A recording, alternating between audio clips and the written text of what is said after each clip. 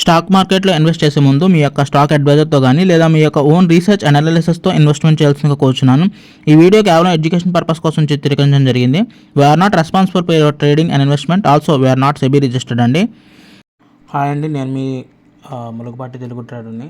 గత కొన్ని రోజులుగా వీడియోస్ ఏం అప్లోడ్ చేయట్లేదు. ఎందుకు అంటే యాక్చువల్లీ మార్కెట్ అనేది ముందుకైతే వెళ్ళడం చూస్తున్నాను అనమాట. సో ఈ టైంలో మనం మళ్ళీ ట్రేడింగ్ చేయడం ఎందుకు, ఆల్రెడీ ప్రాఫిట్స్లోకి వెళ్తుంది, మెల్లమెల్లగా ముందుకు వెళ్తుందండి. నా కళ్ళతో నేను చూసాను. యాక్చువల్లీ చాలా స్పీడ్గా ముందుకెళ్ళింది. కాకపోతే మధ్యలో మళ్ళీ వెనక్కి వచ్చింది ఈ సాటర్డే, శనివారం, శుక్రవారం కూడా. బట్ చూడాలి మరి. నాకున్న పరిస్థితులు ప్రజెంట్ ఇన్వెస్ట్మెంట్కి, నేను చేసిన ఇన్వెస్ట్మెంట్కి వచ్చే రెవెన్యూ ప్రాఫిట్కి చూసుకున్నట్లయితే చాలా అంతరాయం అయితే ఉంది. 31,000 వెనక్కబడి ఉన్నాను అనమాట యాక్చువల్లీ. సో చూసుకున్నట్లయితే ఇప్పుడు అనలిటిక్స్ అంటే స్టాటిస్టిక్స్లోకి వెళ్ళే ముందు ఛానల్కి ఎవరైనా కొత్త దయచేసి సబ్స్క్రైబ్ చేయడానికి ట్రై చేయండి. నేను అప్కమింగ్ కంటెంట్లో కూడా నేను ఏ విధమైన డెసిషన్స్ తీసుకున్నాను అంటే మిమ్మల్ని అవన్నీ ఉద్దేశించి కాదు, మీరు దేంట్లో చేయాలి, దీంట్లో చేయాలని చెప్పేసి నేనేం చేశానని చెప్పుకుంటాను మాత్రమే. సో చూసుకున్నట్లయితే మరి క్వశ్చన్ షిప్యార్డ్ అంటే మనం షేర్ గురించి చెప్పాలంటే గడిచిన 3 నెలల క్రితం నుంచి చెప్పాలి కాబట్టి ఇక్కడ 6 నెలల వెనక నుంచి చూస్తానండి. షేర్ వాల్యూ చూసుకున్నట్లయితే గత 6 నెలల్లో చూసుకున్నట్లయితే రీసెంట్గా మార్చ్లో 1,500 మార్కుని టచ్ చేసి మళ్ళీ కింద పడడం మొదలెడుతుంది. ఇది క్వశ్చన్ షిప్యార్డ్ మళ్ళీ 1,407కి వచ్చేసింది అనమాట. బట్ చూడాలి ఈసారి అయినా సరే 1,600 బ్రేక్ చేసి 1,700 టచ్ అయ్యి అక్కడి నుంచి కింద పడిపోయింది. యాక్చువల్లీ మళ్ళీ ఎప్పుడు 1,700 క్రాస్ అవుతుందని వెయిట్ చేస్తాను. 1,500 వరకు వచ్చిన తర్వాత నేను అనుకున్నాను అవ్వలేలుగా 1,600 క్రాస్ చేసి 1,700 ఈసారి మ్యాక్సిమం బ్రేక్ అవుతుంది అనుకున్నాను. కానీ మళ్ళీ ఏంటి ఈసారి 1,500కి మళ్ళీ యూటర్న్ లారీ తిప్పినట్టు తిప్పేసింది అనమాట. వెనక్ సైడ్ బ్యాక్ సైడ్ తిప్పింది, రివర్స్ వేసుకొని వచ్చేస్తుంది మళ్ళీ కిందకి. సో చూడాలి మళ్ళీ అప్ సైడ్ మూమెంట్ ఎప్పుడు వస్తుంది క్వశ్చన్ షిప్యార్డ్లో అనేది మళ్ళీ వెయిట్ చూడాలన్నమాట. మరి చూసుకున్నట్లయితే ఎస్జేవిఎన్ అనమాట.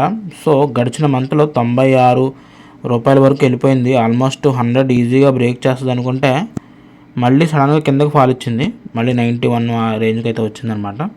ఇంకా అప్కమింగ్ వెళ్ళిపోతుంది అనుకున్న సిచ్యువేషన్లో మళ్ళీ ఫాల్ ఇచ్చింది. సో చూడాలి మళ్ళీ కిందకు పడుతుందా ఏంటి. కాంపిటీషన్ మార్కెట్ ఫాల్ ఇస్తున్నట్టు, మార్కెట్ కింద వైపు వెళ్తున్నట్టుగా చూపిస్తుంది ఇండికేషను. మళ్ళీ కిందకి వెళ్తుందా, మళ్ళీ యూటర్న్ తీసుకుని వెళ్తుందని తెలియదు. అంటే నార్మల్గా మరి సెబీ రూల్స్ ప్రకారం 3 నెలలు అని చెప్పారు కాబట్టి ఒక షేర్ వాల్యూ పేరు తీయాలంటే 3 నెలల వెనక నుంచి మనం ఏదంటే మార్కెట్ అనలైజ్ చేయాలన్నారు కాబట్టి నేను 3 నెలలు కదా 6 నెలల వెనక నుంచి షేర్ మార్కెట్ చెక్ చేసుకున్నట్లయితే 120, 130 ఆ రేంజ్ వరకు వెళ్ళింది, పైకి వెళ్ళింది. కానీ ఏంటో మనం కొన్న రేంజ్కి అసలు వచ్చేటట్టు కనిపించట్లేదు. 127 అనేది అసలు అందరినీ ద్రాక్షలా తయారైపోయింది. ఎప్పుడో జనవరిలో వెళ్ళింది 127 అలా వెళ్ళింది, 120 అలా వెళ్ళింది. బట్ తర్వాత లేదనమాట.